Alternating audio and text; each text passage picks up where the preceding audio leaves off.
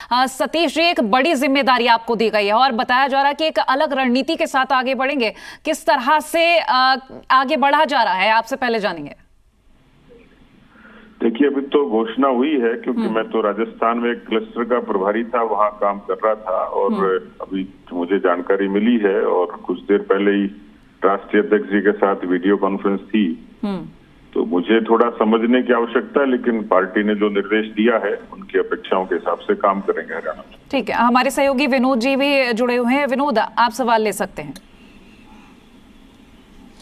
पुनिया साहब, हरियाणा में आपका स्वागत है। मैं विनोद लांबा बात कर रहा हूं जी मीडिया से। और सीधा आपने कहा कि निश्चित तौर पर जिम्मेवारी मिली है और अभी आप तमाम व्यस्तताओं में थे। हरियाणा आगमन आपका किस तरह से होगा? और 6 टिकटों का ऐलान हो चुका है, 4 टिकटों का ऐलान होना बाकी है। पुनिया साहब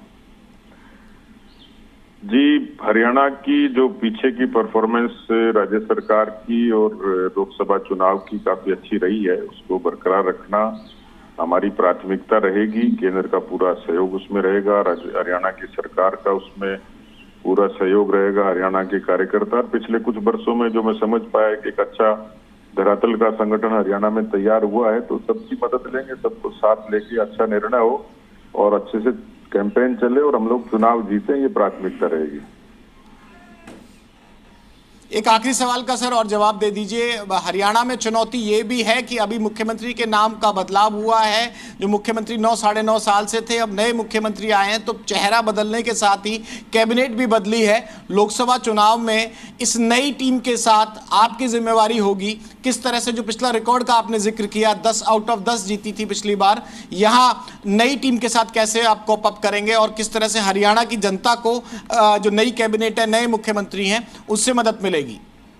देखिए, भारतीय जनता पार्टी का चरित्र है कि समय समय पर नए नेतृत्व को विकसित करती है, नए लोगों को अवसर भी देती है और इसलिए नए लोग ज्यादा ऊर्जा से और अच्छे से काम करेंगे। पुराने लोगों के अनुभव का लाभ हम लोग लेंगे, तो कुल मिलाकर एक संतुलन के साथ काम करेंगे।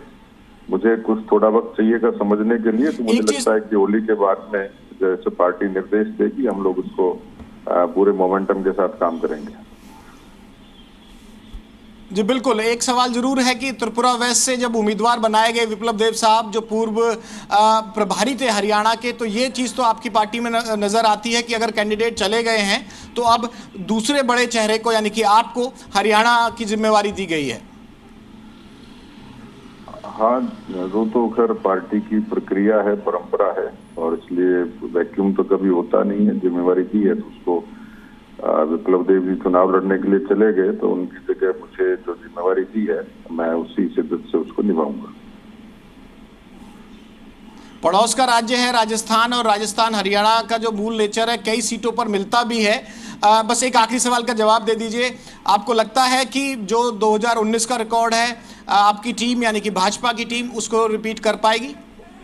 डेफिनेटली देश का जो मिजाज है, उत्तर भारत का जो मिजाज है और खासतौर पर जो बदलाव आया है पिछले 10 वर्षों में हरियाणा में भी, और जो मोदी सरकार की नीतियों के जरिए जो आम व्यक्ति का जीवन बदला, कुछ ऐसे वैचारिक मुद्दे थे जिसकी हरियाणा के भीतर एक सकारात्मक चर्चा है। उसको चाहे राम मंदिर लीजिए, 370 लीजिए, या तमाम इस तरीके के जो पॉलिसी डिसीजंस थे जिसके बारे में हरियाणा की जनता, देश की जनता बहुत उत्कंठा से इंतजार करती थी, कोई वक्त होगा ये बदलाव आएगा।